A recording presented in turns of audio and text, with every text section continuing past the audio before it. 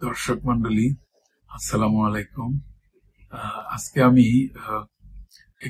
একটা বিষয়ের প্রতি দৃষ্টিপাত নিব।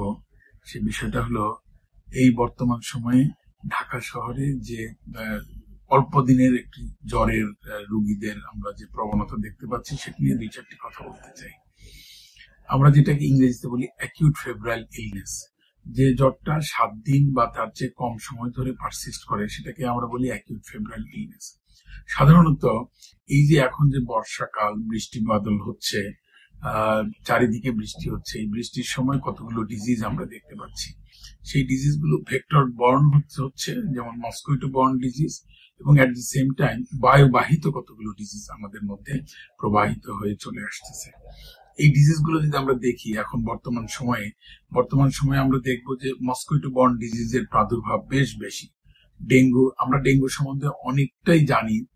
বিগত বেশ কিছু বছর যাবৎ ডেঙ্গু জ্বর ঢাকা শহরে এই বর্ষার সময় ধরে দারুণ ভাবে আমাদেরকে ভুগিয়ে আসতেছে। এবং এবছর আমরা দেখতে পাচ্ছি ডেঙ্গুর পাশাপাশি ওই একই মশা দিয়ে বাহিত হয়ে আসে, সেটি হলো চিকনগুনিয়া জ্বর, ডেঙ্গু জ্বর, একই মশা দিয়ে আমাদের সংক্রমণ ঘটে থাকে। আবার এই সময়ে আরো কিছু ভাইরাল ডিজিজ আমরা দেখতে পাই, সেটি হলো যেমন ইনফ্লুয়েঞ্জা। আমরা কিন্তু ইনফ্লুয়েঞ্জাকে একদম ভুলে গেলে চলবে না। ইনফ্লুয়েঞ্জা আমাদেরকে সাংঘাতিক রকম ঝুঁকির মধ্যে ফেলে দিচ্ছে। সেই ঝুঁকিটা হলো একদম মৃত্যুর ঝুঁকি। বিশেষ করে বয়স্ক মানুষের যদি বলি আমি, 1 নম্বর শত্রু কি এই সময়, সেটি হলো এই ইনফ্লুয়েঞ্জা জনিত কারণে যে নিউমোনিয়া হচ্ছে, সেই নিউমোনিয়াটা হলো মানুষের, বিশেষ করে বয়স্ক মানুষের এবং সবচেয়ে ছোট শিশুদেরও এটা সবচেয়ে বড় শত্রু। তো আমি যদি 2-4টি কথা বলি এই কয়েকটা রোগ নিয়ে, যেমন চিকনগুনিয়া। এই সময় চিকনগুনিয়া রোগটা খুব বেশি আমরা দেখতে পাচ্ছি।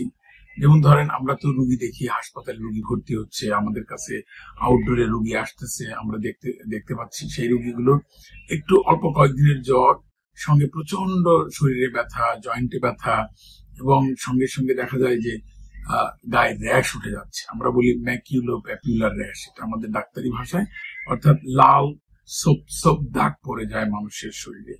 যারা একটু ফর্সা কমপ্লেক্সনের মানুষ, তাদের মধ্যে খুব বেশি দেখা যায়। আর যারা একটু ডার্ক স্কিন, আমাদের তো ম্যাক্সিমামই আমরা ডার্ক স্কিন মানুষ, আমাদের গায়ে ওইটা খুব ভালো মতো পরিলক্ষিত হয় না।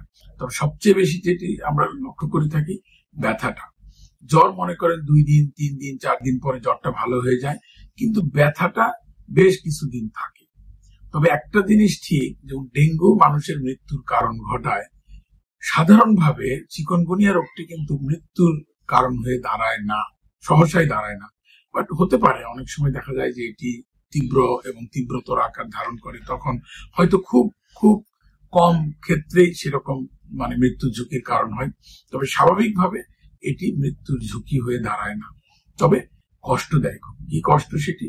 এই আর্থ্রাইটিস জনিত কারণ, বাত জনিত কিছু ব্যথা, এটির জন্য অনেক ভোগায় আমাদের সাধারণ মানুষদের। তবে আসার কথা হলো, এটি আস্তে আস্তে এটি একদম ভালো হয়ে যায়।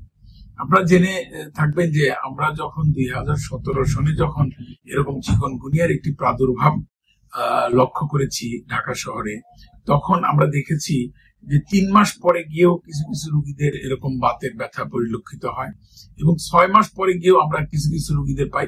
তবে আস্তে আস্তে তাদের এই সংখ্যাগুলো কমতে থাকে। অর্থাৎ আমরা যদি 100% বলি শুরুতে ব্যথা থাকবে, 6 মাস পরে গিয়ে কিন্তু 100% মানুষের আর ব্যথা থাকবে না। সেই ক্ষেত্রে হয়তো এটির সংখ্যা, আমাদের যে স্টাডিটা আছে, যেটি আমরা পাবলিশ করেছিলাম আগের বারে 2017 সনে, ওখানে দেখেছি 30% মানুষের 6 মাস থেকে 1 বছরের মধ্যে ওই ব্যথা বা জনিত সমস্যাগুলো থাকে। আমি যদি এটির চিকিৎসা সম্বন্ধে বলতে চাই, সেটি হলো চিকিৎসার আগে কনফার্ম হতে হবে।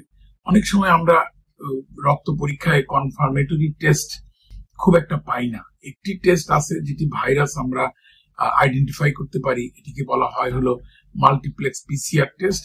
সেই পিসিআর এ একটি না, আমরা ডেঙ্গু, চিকনগুনিয়া এবং জিকা ভাইরাস আরেকটি ভাইরাস, যেটি এই একই মশা দিয়ে আপনার হলো বাহিত হয়ে থাকে। তো এই 3টা ভাইরাস একত্রে টেস্ট করার কিছু কিট এখন বর্তমানে ঢাকা শহরে আছে, তবে এটি একটু এক্সপেন্সিভ। আরেকটি হলো অ্যান্টিবডি টেস্ট করতে পারি আমরা। সাধারণত অ্যান্টিবডিটা জ্বর আসার সঙ্গে সঙ্গে অ্যান্টিবডি টেস্টটা আপনারা করবেন না। আপনারা অ্যান্টিবডি টেস্টটা করবেন হলো দয়া করে 7 দিনের পরে গিয়ে করবেন, অর্থাৎ যখন আপনার জ্বর থাকবে না কিন্তু ব্যথা থাকবে, ওইটাকে ডায়াগনোসিস করার জন্য আপনারা তখন অ্যান্টিবডি টেস্ট করবেন। আমরা দেখে থাকি যে রুগী আসার সঙ্গে সঙ্গে বলে আমাদের ডেঙ্গু টেস্ট করেন, চিকুনগুনিয়া টেস্ট করেন, সঙ্গে সঙ্গে অ্যান্টিবডি টেস্ট করে ফেলি আমরা, বা রুগীদের রিকোয়েস্টে আমরা করতে বাধ্য হই অনেক সময়। কিন্তু এই অ্যান্টিবডি টেস্ট করার উৎকৃষ্ট সময় হলো 7 থেকে 10 দিনের। ওই সময়টার মধ্যে যদি আপনি করেন তাহলে IgM নামক যে অ্যান্টিবডি থাকে ওটা পজিটিভ। আরেকটি জিনিস আমরা লক্ষ্য করে থাকি IgG পজিটিভিটি। যখন আপনি একটা অ্যাকিউট রোগের লক্ষণ নিয়ে গেলেন, ওই সময় যদি IgG পজিটিভ হয়, এটা কিন্তু মিন করে না যে এবারকার এই জ্বরটা এই এই এই রোগ দিয়ে হয়েছে। এটা মিন করে হয়তো আগে কোনো সময়ে আপনার এই রোগটি হয়েছিল, যার জন্য জি নামক ওই অ্যান্টিবডিটা আপনার বডিতে পজিটিভ হয়ে আছে। এটি একটু ভালো করে মাথায় রাখতে হবে।